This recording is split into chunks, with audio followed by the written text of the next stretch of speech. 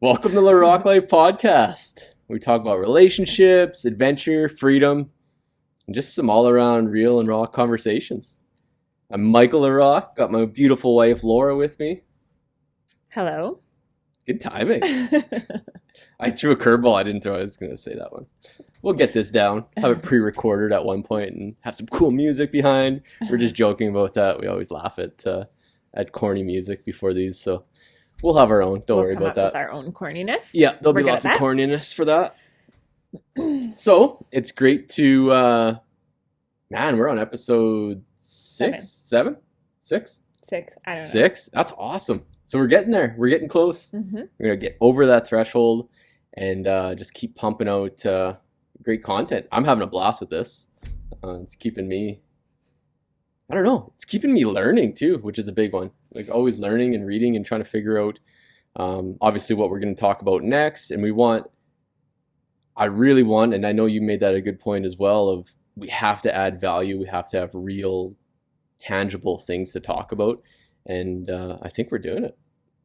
Yeah, I think so. I mean, we're getting some good reviews, so you guys must be liking what we're saying. Yes, thank you for those. Those go they go so far in the world of a podcast, which I've just obviously just dipping our toe in. But I know nothing else. As long as you get reviews, it'll only help get us in the ears of more listeners. And yeah, we appreciate everybody for doing that. And yeah, it's awesome. I would say one of the biggest things that I'm hearing from women is that they appreciate hearing the man side of things, because I've been talking about a lot of this stuff with my women and my coaching aspect of things. So for them to hear your side of it, it really helps them in their relationship with their partners. Right. So that's just some feedback that I've been having on that. That's awesome. I talk to guys about this all the time, and then they drift over and don't care what I say. So, so at least someone's interested in what I'm saying. There you go. That's who you're here to serve, is awesome. Actually the women. Awesome. Support the women. Okay, well, you said we will get the music, and that will all come. We're just dipping our toes in this, and I guess that's kind of our topic for tonight, right? Is kind of dipping your toes in other opportunities and trying things out and diversifying and really not having to perfect something before you try it, because if you got to perfect it before you're going to do it, you're never going to do it. Nope. Exactly. I'm like the queen of that. Of all of the things that I have done that have never came to life because they weren't perfect enough, I could fill a mansion. Wow. Maybe, I don't know. Probably not, but there's a lot. There's a lot, yeah. I understand. I don't know. I've kind of been the opposite. Yes. I just fucking nosedive into something and I'm like, wait, shouldn't we put more effort into that? Shouldn't we put more thought into it? It's too soon. Yeah, totally. But I've been that way my whole life. Been extremely fortunate, actually, in that aspect of my parents, and I've had a good support system around me that just always just said, do whatever the hell you want to do. And my mom's been a big, she was always a big supporter of that, and just doing the most random things like rodeoing and rock climbing and boxing and just, well, hockey's obviously a big one, but everyone plays hockey. Like just doing all kinds of stupid random stuff. Well, not stupid, it's not stupid at all, but just trying everything and doing it. Do you mean by stupid as in just like not what you would look at and think that those things all go together or complement each other because they're all quite random? Yes. Yeah, stupid is a really bad way to say it, but 100%. It's just such a hodgepodge of things to do or skills to have. But through my whole life, it's getting me in places like, oh, I have this skill from something I learned when I was 14 working in a mechanic shop, and now I can apply it to my life. Now I can teach my son that thing or whatever, right? Mm-hmm. So it's been interesting, and it's been a huge takeaway. And I've just been coming to grips with that in the past few weeks of trying to reflect a lot on what I've learned as a kid, and like reflect a lot on my parents, and that was always a big one for me, is my mom and my dad. Like they were always just do it. It was I was never met with any kind of resistance in that sense. So obviously like there's financial stuff and you couldn't be a race car driver and things like that, but I mean it's just it's a big one that you just always dove into, and I never had to really go against the current with anything, or where some people have to really, get through that initial block of people telling them no and all these other things, and then have to take the leap to do something out of their comfort zone. Mm-hmm. Where I was lucky enough to just kind of get out of my comfort zone, which is hard enough, but at least I had to just do that. I didn't have to worry about a bunch of blocks in front of me. Yeah. And I would say that that's really benefited your adult life. And I have learned a lot from you in that, because quite oftentimes I'm just like too scared to do something new. I'm not so much now, but I was in the beginning, because I was too concerned about what people might think, or, Right. If I was good enough. And you were just always like, who really gives a shit what people think? Yeah, you're good enough, or maybe you're not good enough, but you'll get better. Right. So you've been a really positive influence in my life in that way, of just being like, who cares? Just do what you want to do. So thank you. Thank you for saying that. That's awesome. And it's only going to get better, and it keeps getting better, mm-hmm. and just keep taking more risks and doing crazy things and getting on stage and trying to be a stand-up comedian. That's the one to add. Trying anything and doing anything. You have to. Yeah. And I think, so aside from your it's funny that that's your philosophy, or your kind of analogy for life. Remember, I think was it our first podcast where we shared that you weren't open to growing and changing in your marriage, though, because you just thought you got married and just like magically happened, just like how the stork brings the babies. Like, it's just absolutely. Yeah. And these are all realizations I was coming up with lately, just because of all the things that I've been doing. And as far as, I've been reading a lot more. I'm really writing a lot of stuff down, like really journaling. I know I preach a lot to people about, oh no, you got to journal, but really diving into that and feeling it, and just reflecting back on a lot of stuff in our men's group as well, like talking to a lot of guys about, there's always a lot of inner child work. So that's why we're reflecting back on some inner child stuff. And I am realizing that I always had that skill, or always had that kind of way of life. But when I got married, I seemed to forget about it a little bit and blocked it out, and then thinking that marriage was like no work. You didn't have to evolve. You didn't have to do anything. You just had to, if this person couldn't love you and accept you for who you are and whatever else, then it was what's the point of being married? Yeah. And I think like that's connected and also not connected, because that was like a belief you had about relationship, right? Whereas you have this belief about yourself, and that you can try new things and just go for it. But I think that this has just been a really big blessing the last, I don't know how many years, I wouldn't even put a number on it, but it's really great for our relationship, because we're cool to grow together and try new things, right? Yeah. And not like hold each other back. So if like you want to do something, if I don't understand, I'm just like, sure, like go for it and do what I can to encourage you, even though I can't understand why you would want to do it. Right. And then it goes both ways, right? And then it's been only more so in the last few years that we are more interested in the same things, as far as like starting a podcast. Oh, actually, the podcast is a great example, because you wanted to start it and I was like, no, not right now. But then you just went ahead and started it in the Michael LaRocque fashion, and drug you in. Yeah. Here we are. Yeah. But I mean, I couldn't imagine this any other way. I'm really glad that we are doing the podcast. But again, just kind of going into what we wanted to talk about tonight, and like diversifying. You were just telling me tonight that, like, in reflection, you're realizing how diverse you have become in your career, even. Right. Because you just said yes to opportunities. And back then, probably if you would have tried to like logically make sense of it, you would have like either not wanted it or not like pieced it together properly. No, but absolutely. Now when you look back, it's like, oh yeah, everything makes sense and everything does happen for a reason, right? Oh, absolutely. And I talked to my mom this week, and I was kind of saying the same thing about how another opportunity came along that we're taking, and to for my career, and to do that. And she was always like, well, I'm thankful that you finished even just your carpentry school, because I remember talking to you on the phone once, and you said you were trying to quit in my third year. I don't remember it, but apparently I was trying to quit. I don't remember that. No. Either. So I mean, we'll let her have it. Yeah, exactly, right. But at least just to have that, and just to finish being to finish my apprenticeship even, which doesn't seem like a big thing, but it's for a guy like me. I mean, yeah, I went to college for 4 years, no big deal. It's 2-month increments, but I was there for 4 years. It's a big deal for a guy like me that barely got through high school and everything else, that I've I have a trade, I have a certificate, and I just, like you said, I was very fortunate to say yes to certain things. I, just took a laborer job like everybody does, and then they're like, "Well, you want to be an apprentice?" I was like, "Well, I guess, because that's what you do." And then going through with my apprenticeship, which I got met with a lot of opportunities, even during that, a lot of opportunities for leadership, which I equate a lot to growing up on the farm and just having a sense of kind of common sense, or making things work or fix it, or logical thinking. yeah, more so just a fear of not getting yelled at by your dad. So you do whatever you have to not get yelled at. But that's where that grew from. But then, so I'm carpenter, then work into a site supervisor at an extremely young age, which I was very fortunate. It was just like I always equate it to like it turned into a great timing, and I was in the right place at the right time.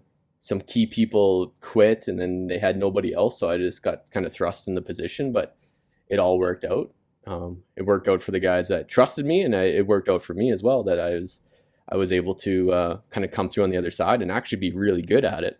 And then with that then becoming good at that at a young age, then another opportunity came to be a project manager in construction, which is a pretty big deal. I mean, most people go to school for at least 4 years. Like, most people have a university degree or at least a 2-year college degree in that specific realm of project management. So I got very lucky to get an opportunity to do that. And again, huge out of the comfort zone. I have to work on contracts and a lot of computer skills and a lot of different programs and everything that I was never exposed to. And it took a lot, and there was a lot of ups and downs with that. But I again came through on the other side, and projects lately have been going extremely well, making money for the company, and just gaining some respect in that realm as well. So I mean, it's kind of come full circle in that. And then now being able to pivot, which we're going to talk a little bit about tonight, is things have slowed down. I mean, we're in I don't even know what you want to call it. Like, it's pandemic, but lockdown, we refer to it as lockdown maybe, or something. But tons of people are out of work, and there's not a lot happening in central Alberta right now in the kind of, I don't know what we call it, not district, but what I'm in charge of. I'm in charge of kind of projects. Division, like $4 or $5 million and under kind of stuff, and that's what I take care of. And that market right now is just extremely saturated and small, and guys are just doing whatever they can to survive. So not winning a ton of work in that realm right now. So then the boss hit me with another opportunity to, look after a project that is it's extremely important to us, because there's a ton of work on the back end of it, but they're just having a really hard time trying to find that right person to do it. And I just happen to be that right mix. I mean, I've created, I guess I have, but then people around me have created a monster in our industry. Like, I can do anything, which is weird to say out loud, because then I sound really cocky and I can do anything. I can do anything. You're like that little girl in that mirror. Oh, there you go. Yeah. She's like, and you. Yeah, exactly. Yeah. I feel like people will know what we're talking about. Yeah, that's awesome. But no, yeah. So I'm extremely fortunate. I can get dropped in any situation, and I can really come out the other side of that. So being diverse and having a certain skill set and being open to learning new skills, because even on this job now, it's learning, going back into the field, but I'm learning a whole new skill set, because it's a totally different company working for, or same company I'm working for now, but it's just different processes, and it's not so cowboy or not so like farmer, where I'm just like able to get things done. There's a lot more of a strategic plan, I guess you'd call it, for it. It's still you're building a building. That's why I tell everybody, like, we'll get it done. It's a building, right? But it's just how you go at it. Yeah. So I'm learning new skills in that, and being open-minded enough to do that. Because especially in my industry, like in the construction industry, you meet so many of the old boys that are just, they take that "can't teach a new dog old tricks," or "old dog new tricks" to heart, and they take pride in that, almost, of like, "Fuck you, young buck. This is what I'm doing, and this is how it's done," right? So I guess with that too, there's so many different ways to get the same outcome. That's a good one. with that. Noticing that from different, like the smaller company I work for, now this big company I work for, and a building's a building. You're still going to get to that finish line. It's just how you get there, and there's so many different ways. It's extremely interesting, and that goes with money too, right? There's just different ways to get there. You can have the same outcome as somebody. They're just different ways to do it. And it's often always something different than what you imagined it would be. Oh, never in a million years did I think this would be. I don't know what I never had a life plan, which is not good either. But I never in a million years did I think I'd be doing what I'm doing even now, right? Yeah. And there was a few times you had mentioned kind of along the lines of like, oh, right time, right place. And I'm just going to throw my 2 cents in because it's like, well, is it the right time in the right place? Or are you just always divinely guided exactly where you need to be to get those skills or learn from that person or have a mentor so that you do eventually, like you said, get to the same outcome. But yeah, I just don't believe anything happens by accident. And I think that, as you said, an open mindset is huge and kind of getting out of your ego, because even for you with this job, it's kind of like going backwards, even though you're still going to be learning new skills. It's still kind of like taking a step back into the field, right? So you could be like, your ego could be all up in there and be like, I'm not taking that. I'd rather just like us starve than massively. Go backwards. That's right? Like, yeah, I'd rather lay. I wouldn't even get out of bed for that, or I'm too good for that. And to be honest, there's tons of people that think that way, which is just wild, right? Like, in my own, I've been very lucky to have my ego kind of beat up and tore down and whatever else you want to call it. It's still there by all means, but you're keeping your family. Like, I'm keeping my family going, and whatever that looks like to keep us warm and keep us fed. It doesn't matter what my ego says. And it's so funny that I can have that mindset with my ego and like in fear and be like, fuck you, this is my family. I'm doing whatever I have to do. Like, I'll go wash your windows if I have to keep you guys fed and hungry, or keep you fed and warm. Keep you hungry. But then, like, I remember trying to tell the story about selling cars, and like I was fearful of rejection. But at the same token, I was trying to feed my family. So I don't know why I didn't have that drive for that. But yeah, but that was a couple of years ago, and things are a lot different in your mind now. Like, everything is about your mindset, and you just said that, like, you see so much more opportunity now. So I think like that's cool, because what we kind of wanted to talk about tonight was diversifying, because I brought up that sorry, excuse me. I brought up that don't cough too much. Oh, I'm not sick. I was like, why? Okay, there was this meme I remember flying around. This was like a while back, but it was like, if you don't come out of this quarantine with either 1, a new skill, 2, starting what you've been putting off, like a new business, or 3, more knowledge, you didn't ever lack the time, you lacked the discipline. And I remember when I seen that, I was like, ooh. So I knew it would get attacked, and I knew there'd be praise, and I seen different people in my newsfeed share it, and then I seen different people in my newsfeed, go opposite of it. They were opposed to it. And that's kind of what we were talking about tonight, because I think we're right in the middle of there, right? Like, yeah. We would have talked about this quarantine or not. We would have talked about diversifying your skills, because over the last few years, like living in London and living in Vancouver and coming back to Central Alberta, we have done so many different things that now, like, to take different opportunities just like really isn't a big deal. Like, no, right? And met so many different people, right? Yeah, and tried so many different things. Yeah. So we would have been talking about this subject, quarantine, lockdown or not. But then it was kind of like an odd subject to come up and speak about now, because we're like, well, we don't say that you need to be diversifying through this lockdown, but we're saying in general in life, and this lockdown is only really a confirmation for that. But the other side of that, the other extreme, is like, if all you can do is survive through this lockdown and this quarantine, like, you're doing great, because there's so many people who have lost jobs and they're struggling and they're juggling kids and childcare and everything on top of. So like, yeah, sure, that sounds amazing, but that person who said that probably doesn't have any kids, or probably kept their job. Yeah, exactly, right. Or had like a huge life savings that they're living off of, right? Yeah.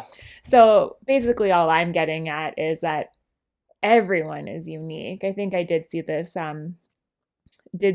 this post just the other day that says, because everyone's like, oh, we're all in the same boat. But no, we're not in the same boat. We're in the same storm, but everyone's in their own boat, right? And got their own struggles and their own things going on in that. Yeah. And so I think that feels good to me. And that seems like, yeah, that's really true, because there are people who are really struggling mentally and emotionally. There's people who are struggling financially. There's people I know who like don't even know anything's going on in the world, right? Like their jobs are normal, like everything is normal. So yeah, I love that, because we're like all in different boats. But so we would talk about diversifying regardless. Yeah, 100%. But this just confirms why. Exactly. And I mean, even I was talking about the Amazon affiliate programs, where they just cut like 50 to 80% of any of the affiliate links or like percentages that you would make on those links. They just cut that out with a simple email to everybody of just saying, hey guys, we're redoing our terms and conditions, and oh yeah, by the way, we're cutting the percentages of all these affiliates, which is hugely affecting a lot of people. Not us right now, but I mean, it's just it's crazy. Like you watch all the YouTubers, and that's how they make a lot of, like, that's how they make their living. That's how they're able to put out good content like that. And yeah, they just slashed all that, which is, again, that's a big thing for YouTubers or for anybody, is you think that you made it. Well, yeah, you think you made it. You think you're not untouchable, but you're like, especially being a YouTuber, you're like, oh, I'm on this platform, I'm online, I'm still okay. But then you're still relying on that person and they just cut your income, and you can't do anything about it. Yeah. And I mean, that's a great example, because that is something that like everyone was relying on, right? Like, work online, it's safe, it's fine. It's not, but it goes to show that nothing is. Like, you might be a top person in your corporation who just got your wage like cut in half, or got laid off, or whatever, right? So that's just gone like that too. Or I've seen it happen in multi-level marketing companies and direct sales companies as well, right? Where you build your large team and you have passive income coming in, and then all of a sudden, like, the company goes bankrupt or closes stores or sells, and then everything changes, like the compensation plan, right? Yep. So it doesn't matter what industry you're in, even whether you're an employee or a business owner or anything.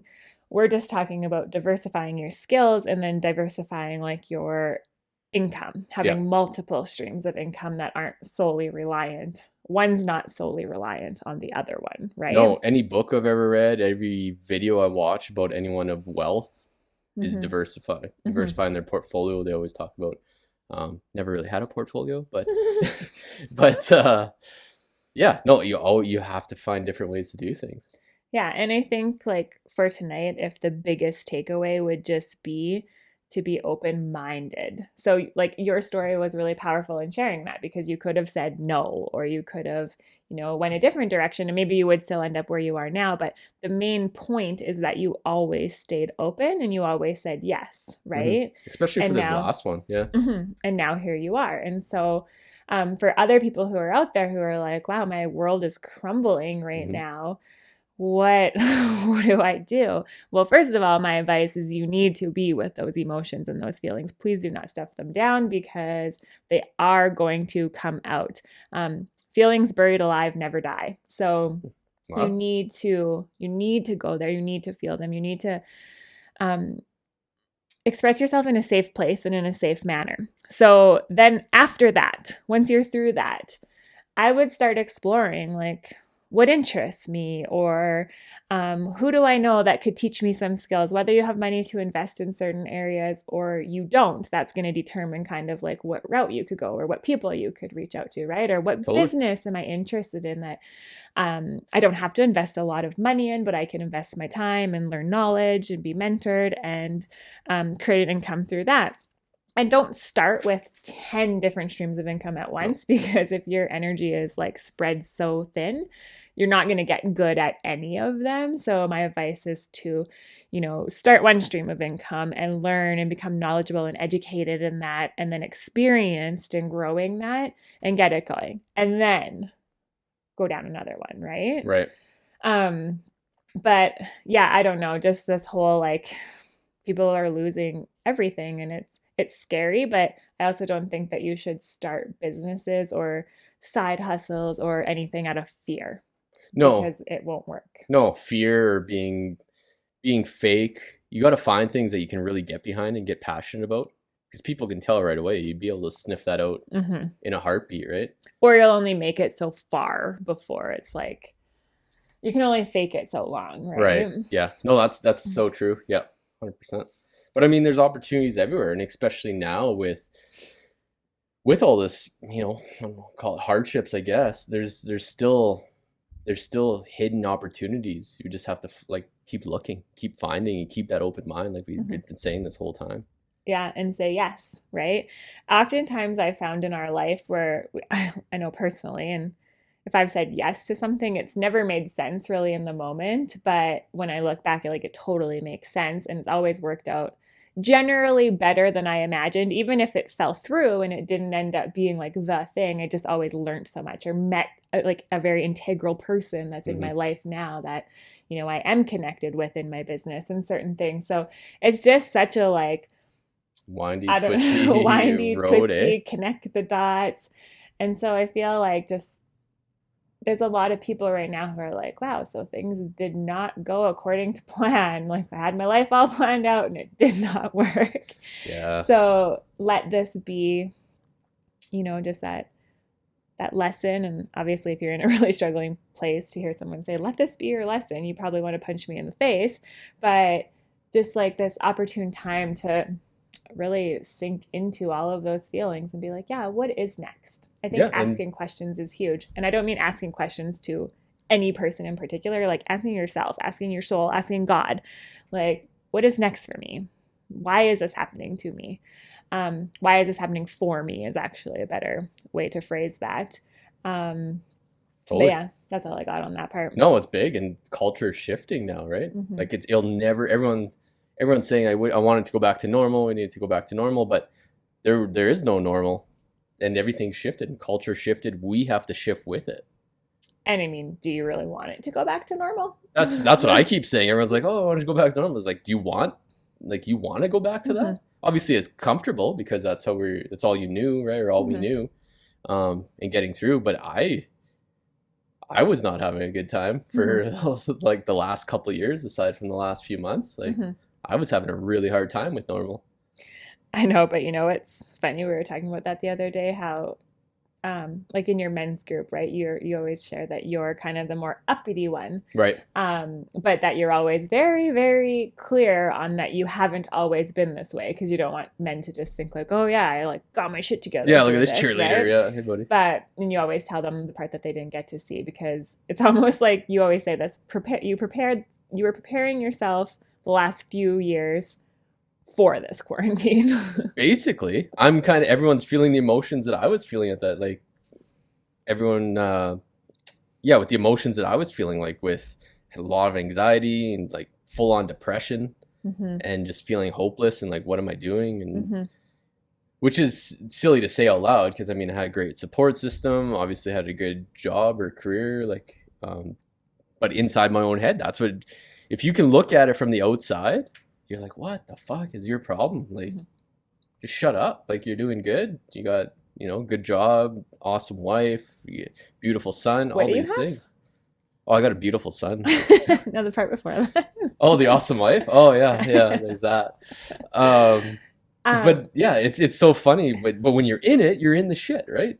In my head, I just couldn't get out of it. And I knew I knew a lot of the tools. I have you as a great resource, and still couldn't drag off the couch, right? Like, and that's just going back to what I said about whatever feelings you're feeling, you have to feel them. They have to run their course. I mean, who's to say that couple of years of feeling that wasn't all of the emotions that you have stuffed down since you were a child, right? Like, could have very well been your adult life, like all just coming out and preparing you for this moment. And there's a lot of people who may have been in the same situation, and then there's a lot of people who are really feeling it now.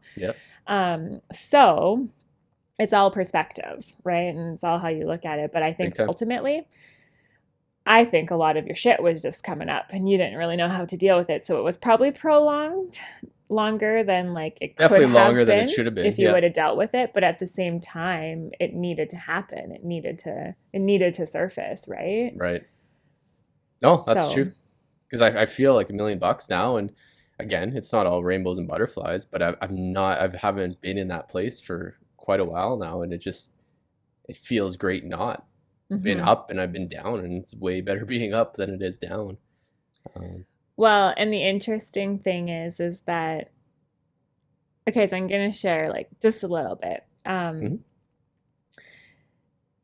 Everything is energy, and how we feel is exactly what comes back to us. And I know again that's a hard analogy to take when things are shit, but we've been there and we know exactly. 100%. We've Fuck, been there many I almost times. got us stuck in Vancouver. Literally almost got my family stuck in Vancouver. So I Right. know what people are Yeah. struggling with money. I get it. So 100% I when get I it. say that, like I say that from a complete place of love and I get it. But we also were really in that and we fed that and we knew what to do to get out of that mindset and those feelings, but at the same time we got something out of it, right? Yeah. Um, Whereas the last, little bit, we've really been up and just like really living life differently and not physically differently. Like to look at us, you would think the same, but just like in between our two ears, right? Like our head, our mindset, our brain, our thinking. So through all of this quarantining and economic collapse, I was never scared, which I always would have been scared in the past. Like Mike's probably going to lose his job, and I'm not quite making enough money to fund our whole family in my coaching business yet. And I don't work well in my coaching business when I have to come from a place of like Right. struggle and like I need to make it work, right? Yeah, but Because that's it's a the whole creative business. it's the whole So masculine feminine, yeah. yeah, it comes from me feeling safe and then creating and receiving and bringing in my clients and my income. But this ended up being even better for us than we could have imagined, Mhm. right? And we will share in the next few podcasts probably like what we're doing and what we're up to, but we still got some stuff to kind of work out. Yep. But I will just say that the situation we're moving into is like a win-win for us. And But our that's because we're mindset looking though, at it yeah, that way. exactly. Absolutely. We could have been closed off and been like, nope, nope, that's not good. Yeah. But we were so very open and it's a win-win. And so I just feel like, maybe even 6 months ago or a year ago or 2 years ago, it would have been like not happened. We would have went down the struggle train. Absolutely. Well, just for myself anyway, like there was just so much like shit and just sludge in my head and my body. And it's hard to bust out of that because you're like drowning, right? Exactly. Like just keeping your head above water. Just drowning myself in pepperoni sticks. Yes. Got it in Set you there. up. Thank you. Because yeah, like even now, because since the new year, I've lost 30 pounds and I feel it's fucking crazy, eh? When you say it out loud, spit your water out crazy. But yeah, I lost 30 pounds and I mean, it's been fucking wild. And I feel lighter, I feel better, I'm more confident, and everything just rolling into that.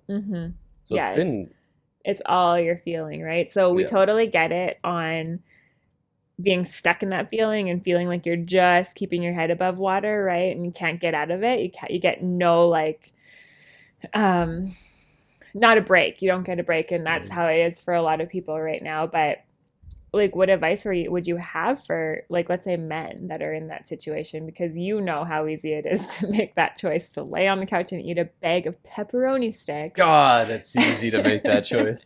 Instead of coming downstairs and working out or getting outside and going for a walk in nature. Like what's the shift you have to make in your head to choose that feeling versus this feeling? Yeah, and again, it's easy to talk about and it's tough when you're doing it, but you just gotta. The biggest thing I always thought of, especially getting out of it now, was always for myself was Lennox. Like watching your dad just not have any drive and just watching him down. Like we didn't really fight a whole lot or anything. It was just kind of like it was just a down, like somber mood, right? Around the house all the time and stuff. And yeah, that was my biggest motivator, to be honest, is not have like there's so many eyes on you all the time, like little eyes if you got kids, and they really are sponges, and they take up everything that you're doing or Mhm. seeing, and they say what you say and they do what you do. And that one weighed heavy on me. I don't know what the actual um my realization or my breaking point to seeing that, but now that I talk about it a lot more of like he was like he's watching me still, like obviously still watching me, but um to be that hero in his eyes. And Mhm. then looking at that point of view, then I was like, holy shit, I got to be the hero in my own. Like Joe Rogan talks about, you got to be the own like hero in your own story. Mhm. And when I equated it to my son, that was when everything kind of all the light bulbs started clicking. Where it's Mhm. like, this guy has to see a man that's going to be a man to take care of his family. He's going to be a man to take care of work, no matter what that fucking work is. If you're taking out the garbage, you take that garbage out good. Like you're Take that building garbage out something, you good. build something. Like you're writing, like now I'm a PM, like you're writing reports or you're doing fucking spreadsheets. You do them well, Mhm. and then it goes to relationship, right? Like he's watching like he's watching us interact, and I want him to know the proper skills, how to be in a relationship, and how to not belittle like your partner. And that's your partner, that's one of your best friends, that's Mhm. you guys are a team, and he has to see that you have to work as a team. Mhm. And just the conversation and the skills, and he's already getting that, and he's Mhm. like he's so young, but he understands it, right? Mhm. And Yeah. sometimes all you need is a hug, and he'll come give you a hug, or he'll punch you in the gut because you need a punch in the gut. But it just, so that was the big one for me. It was like, be a hero in your own story. So if you don't have kids, just do it for yourself, because it sucks. And like I say, I've been there, and it's really hard to quantify or put into words how that feels to be like, you get tons of sleep, but you're still tired. You're just lounging around, and you know better, and you're beating yourself up because you know better. So then it's drawing even more energy out, and you just keep sucking yourself down. And yeah, so that's the biggest one, is just be the hero in your own story, for sure. But do you think you had to be in it for an extended amount of time until like you finally got sick of your own shit?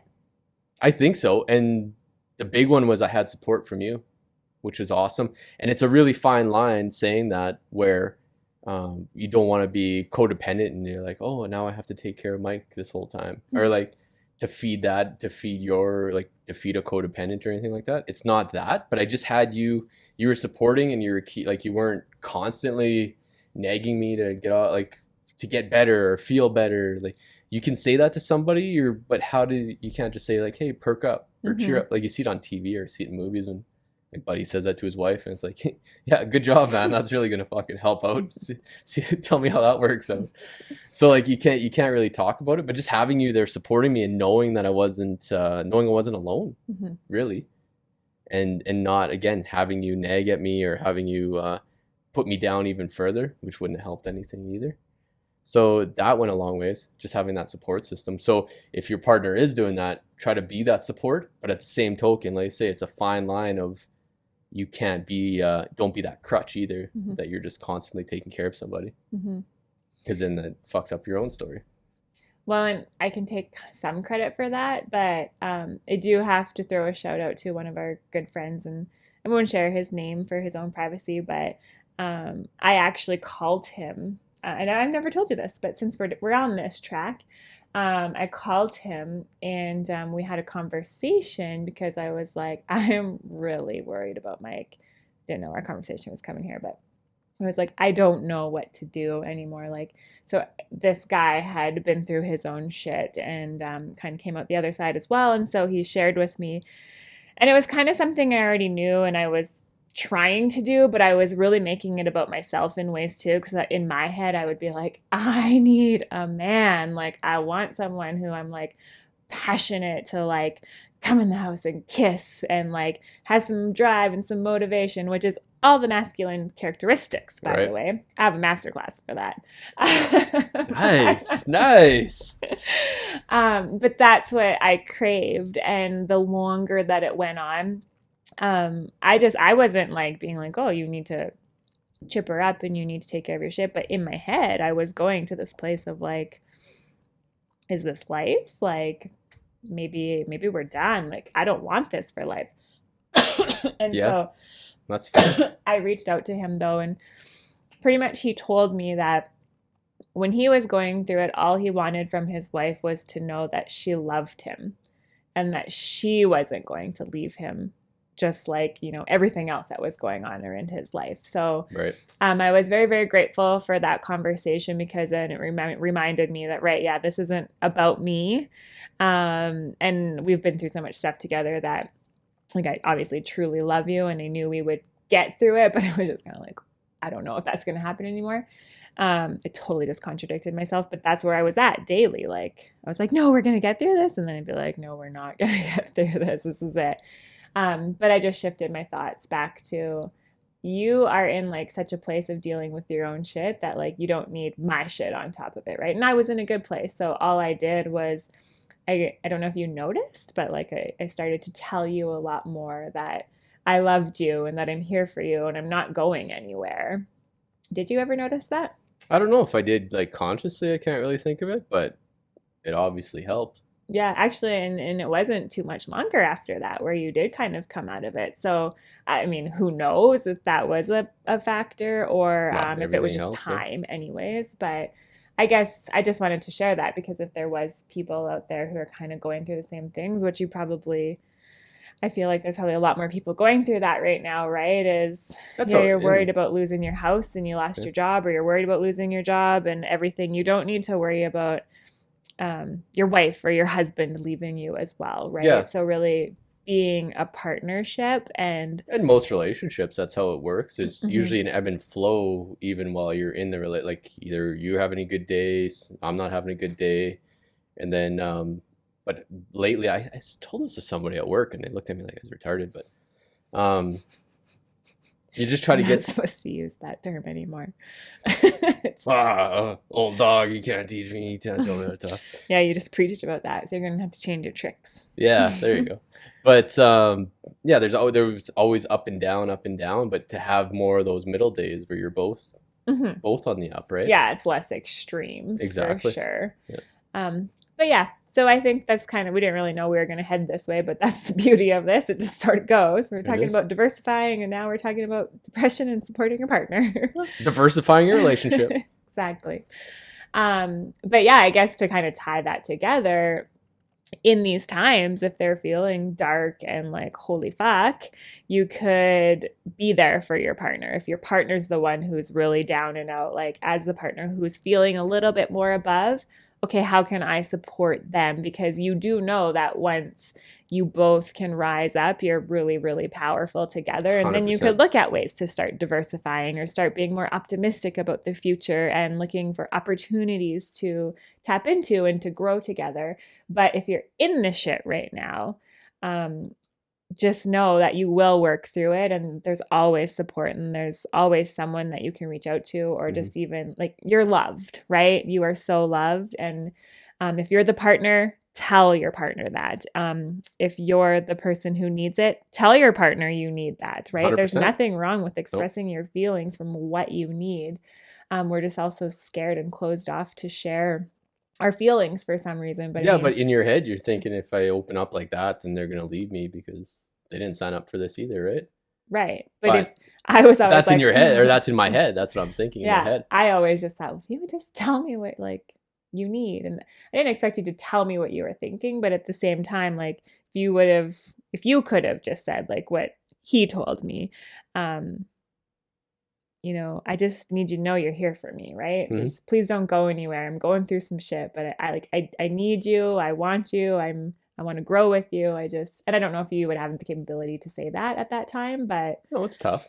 But I mean, at the yeah. same token, now hearing us talk about it, I really hope that opens somebody up tonight or whenever you hear this to have that conversation. And it's a great time to just do a check-ins even in your relationship. Like, yeah, that's true. See where people are at, see where your partners are at, talk to your kids, see where your kids are at. I know this is crazy times for everybody, but just make sure that everybody has that support, especially in your immediate family, and then and carry that on where you can. But no, that's big.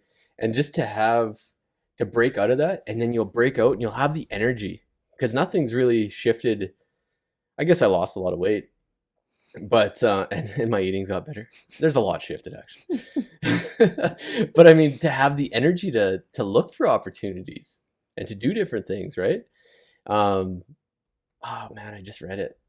I wrote it down somewhere. I had a quote from Edison. Yeah, it's opportunity is missed by many because it's dressed in overalls and it looks like work. So it's hard work. It Mm-hmm. is. Yeah. But you'll have the energy and you'll have the drive and just the like the open-mindedness and the clear-mindedness to go after it. Yeah. It's big. And I guess for more, like we say, diversifying and things like that, we can, right now is the perfect time for the last few years to build a personal brand. Yes. Everyone we've been talking, like everyone in London was always telling me to do that. The people we hang out with for the last however, everything's always your personal brand. Get your .com, get your name, and just work that personal brand. I think we should talk about that on next week's episode because like that's a whole conversation. Yeah, that's great. But keep that in mind because you create a brand, just as an overview, you create a brand that's you. People know, like, and trust you, and it doesn't matter what you do. Nope, exactly. What you sell, what you offer, what you recommend, right? Affiliates, people that know, like, and trust you will buy from you. And so it's a wonderful way to diversify for sure. But we'll talk about that next time because I would love to talk more about personal branding and attraction marketing. Because I think that a lot of people, and then like comes up a lot in couples that, you know, they want to start something, but then there's such a negative connotation around it. Big time. And even like a lot of people I know who are in direct sales and multi-level marketing, they just sell their products and then they're known for that person and then, or as that person, and then they're like dodged in social gatherings because people are social distancing you before it was the thing. Yeah, exactly. Or like you get the random message in your inbox that we know we've all got of, I think you would be a great person for this. Right. That's not how you diversify your skills and grow a business. So we'll talk more about that for sure. So okay. Well, that's great. Personal branding and attraction marketing next week. But yeah, let's cap this off today. Wrap this up, eh? But I guess even just to wrap it up is I'm grateful for you. Thank you. Thank you. For sticking with me. And now I'm finally putting this basement gym to use. So had to crawl off the couch and make those 14 steps to actually do something. But no, it's great. And yeah, like I say, I can't put it into words. Just the difference in how I feel. It's crazy. But yeah, the biggest thing is just being that hero in my son's eyes. That's massive. And he's going to remember that and even coming through these times, he's old enough now, he's probably going to start remembering and telling stories about things. And it's like, how did you get through, 2020? What was it like in your house? Was there a lot of screaming and yelling and scared and whatever else? And it's like, no, man, we were loving each other and outside raking the leaves and working in the garage and in the basement making my dad making me do push-ups. Things like that. It's just so it's. And on the same note though, like there's nothing wrong if you're not doing that, right? And you are in the shit. No, that's what we talked about, right? No, and as long as you're aware of that and you're working on it and just knowing that that you'll come out on the other side of that, I think that's the biggest relief. But it's so hard to see that when you're in it, no matter what anyone tells you. Yeah, exactly. It really is. But there's hope on the other side. Keep your head up. There is. Okay, well, we're gonna wrap her up, I guess, eh? Yeah, but I just wanted to share one thing about the giveaway that we said we would announce tonight. We decided to extend it for one more week because I didn't get around to marketing as well as I needed to. I could have. I was very confusing when I explained it. I confused myself. I went cross-eyed. And two, a lot of people don't know how to leave a review on iTunes, so maybe I'll like walk them through that a little bit. So yeah, we're extending it for one more week. So you can still leave us a review on iTunes and then share a snapshot of your review on our Facebook giveaway post, which is at the top of our Facebook page, or you can share it on your Insta stories, or to be honest, just do whatever you want. It's all the socials connected. Like where's the best place? So Laura LaRocque. I got a couple brands going on, but LaRocque Life is our Facebook page and our Instagram page. So any places there. yeah, we will find it. And we are very, very grateful for those of you who have already left us reviews. Absolutely. Thank you. And we're grateful for those of you who are going to give us reviews. And then we're excited to do the draw next week and send out the love mug with $25 cash that you can put towards whatever you need to right now. Maybe diversifying a skill. There you go. Yeah. Maybe buying groceries. Whatever you need it for, whatever that's you need why. to. Yeah, exactly. Okay. Okay, cool. Awesome. Well, thank you. Yeah, thank you. This was great. I love you. I love you too. I love everyone that was listening. Thank you so much. And we'll talk to you next week. Yes, thanks, guys. Love you.